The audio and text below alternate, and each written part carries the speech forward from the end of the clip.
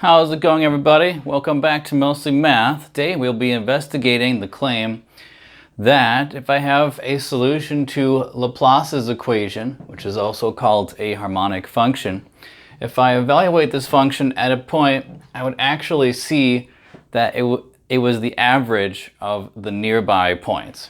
We are going to go into detail as to what this means and, more importantly, how we can derive it.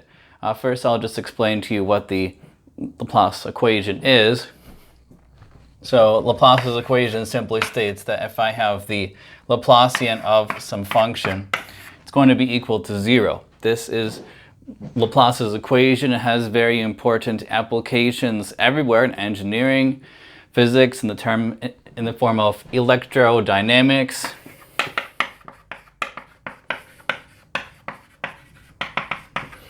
And more importantly, this can be formulated in any number of dimensions. So if I have the Laplacian of some function f, we can, for example, write this just in one dimension as the second derivative of some function of x. But we could also, if we had it in two dimensions, we could write it as dx squared plus dy squared applied to some function of two variables f and xy. This is actually what we're going to cover in this video, since it's a pretty trivial statement to talk about it for one dimension, since you would just say that it holds for second differentiable functions. We're not going to cover it in this video, but of course you can extend this to more dimensions. If we have x and y and z here,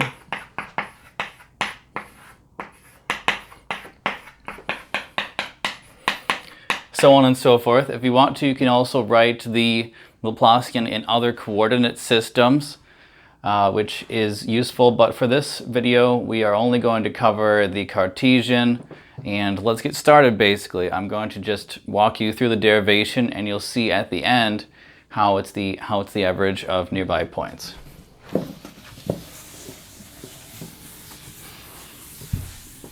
Okay, obviously we're not going to cover a lot of the harmonic function theory in this lecture, since there is an entire field of mathematics called harmonic analysis studying these functions. This property that I just erased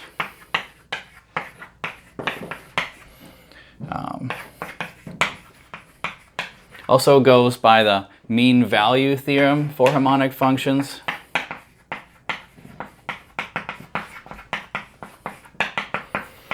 If you look this up on the internet, you'll get a more math explanation. The derivation that I'm going to be doing now is more of a physics explanation, and they don't typically even use the word harmonic function at all. They'll just be speaking about solutions to Laplace's equation. Just an FYI. Okay, let's begin.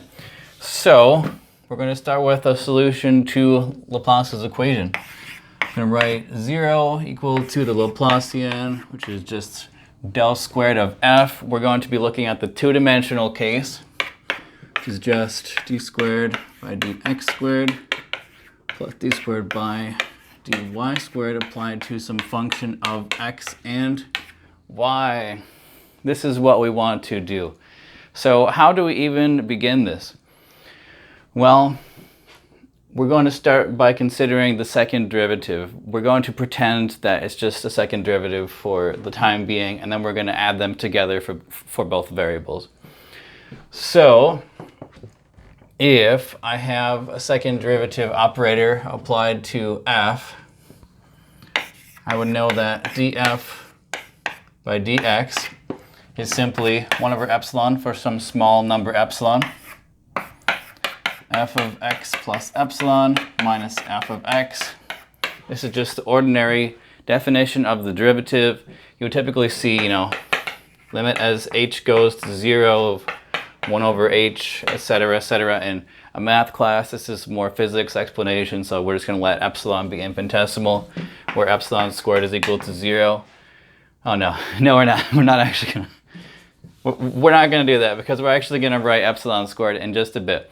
So this is just a completely non-rigorous definition of the derivative. Basically, epsilon is short for the limit as h goes to 0 of h, basically.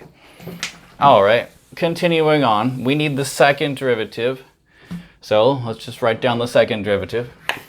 D squared f by dx squared is now, well, we're going to have 1 over epsilon squared everywhere. So, because it's going to be 1 over epsilon times the derivative of these two terms here. And first term here, we're going to take this and add epsilon to both arguments. So f of x plus 2 epsilon minus f of x plus epsilon. And then we need to subtract the same thing we have here in the brackets. Exactly, we're not going to do anything to it. So it just becomes f of x plus epsilon minus f of x. Simplifying,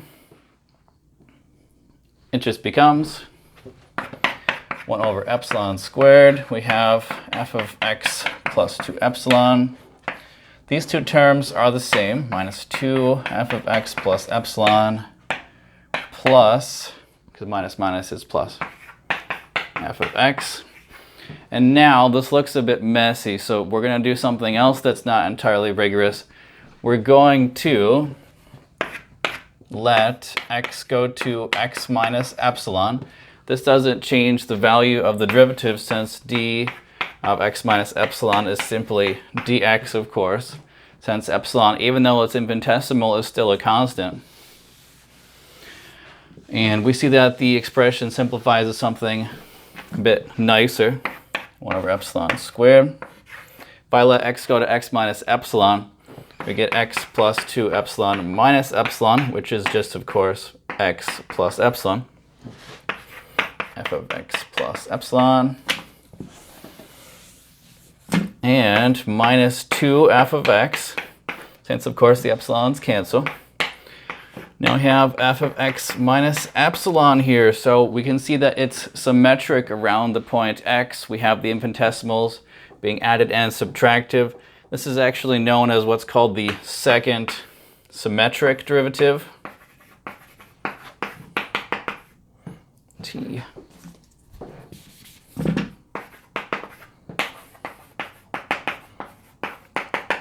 There is, of course, a first symmetric derivative as well, which we're not going to use here. And basically, you can think of this in a few ways. You can either think of it as being an approximation to the derivative by keeping a few terms of the Taylor series and subtracting them, or you can think of it as an equivalent formulation of the derivative that is equal in certain contexts that are only useful for mathematicians. Basically, as a physicist, we would assume that it would be equal to all functions that we're interested in, and if we encountered a problem, then we would consult a math textbook and find out what the conditions are, which is what we're going to do today. So, here's our expression for the second symmetric derivative, which, for the purposes of this lecture, is just equal to this. We are now going to plug this into our expression above, make it a partial derivative expression here, and see what we get. So this, what we've done here, the second symmetric derivative, is really the main gist of the derivation. Once we have this, everything follows nicely as follows. 0 is now equal to, this is now a partial differential relation. We're also going to multiply by epsilon squared, just because we don't have to write it. I would write 1 over epsilon squared here and then cancel it out in the next step. I'm just not going to write it. So the x derivative, just going to be, we have a 2-variable function. So basically we're going to have exactly what we have here. For example, this term will be x plus epsilon with y along for the ride. We're going to do that to all the other terms.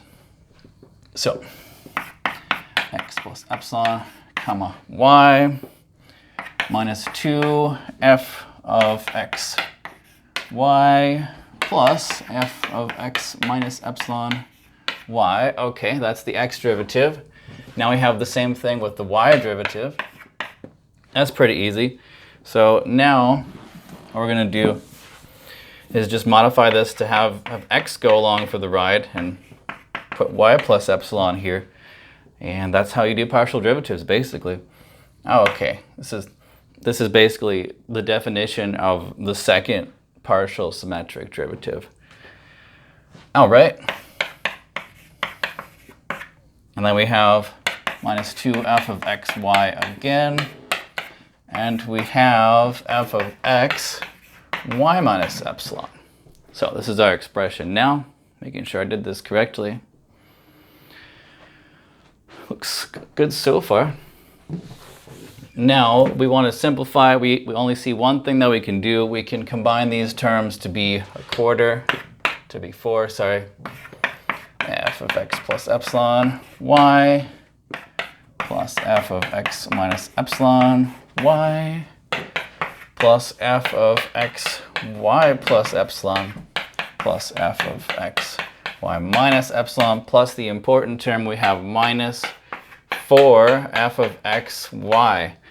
Now it's pretty obvious what we're going to do in the next step. We wanted to show that these functions satisfying the equation are an average of nearby points. Well, we obviously have a bunch of nearby points here. We have 4 nearby points. We got a 4 here, so we should just move the f over here and divide by 4, which we can do now.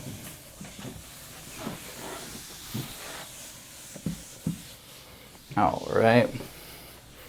So therefore, main result is that for an f of xy satisfying Laplace's equation evaluated at a particular point, f of xy, it's just equal to 1/4 of all these other points that I had up here. F of x y plus epsilon plus f of x y minus epsilon and plus f of x plus epsilon y plus f of x minus epsilon y. This is the main result, and it's cool. It's very cool because you can definitely tell it's an average of 4 points, but what's even cooler is you can write these 4 points on the grid, have an intuitive feel of what's going on here. So let's do that. That's terrible. I don't need that much space in the negative axis.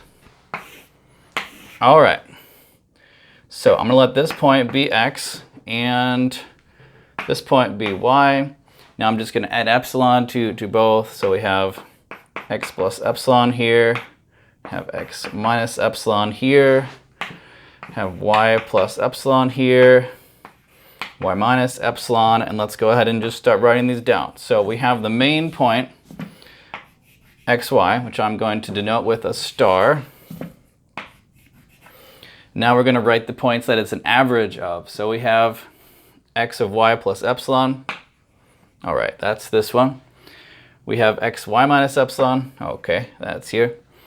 We have x plus epsilon y. Okay, that's right here. We have x minus epsilon y right here. Can go ahead and connect these grid points together. And it certainly looks like it's the average of the nearby points. Sorry for the scale of the drawing. But what this means is, as we take epsilon going to 0, these points shrink smaller and smaller to our point xy, which is denoted by the star there, and we see that it's the value of the nearby points in the 4 cardinal directions in this example. And that is the main point of the proof today. This has important philosophical implications, since it basically shows that solutions to Laplace's equation are as smooth as possible. So, harmonic functions are smooth. This also implies that there are no extrema inside them, since if there was a point exterior, it would have to be the average of the nearby points, which is impossible. So it tells us that harmonic functions are smooth. It also, most importantly for this particular derivation, it allows you to calculate harmonic functions numerically using the method of relaxation.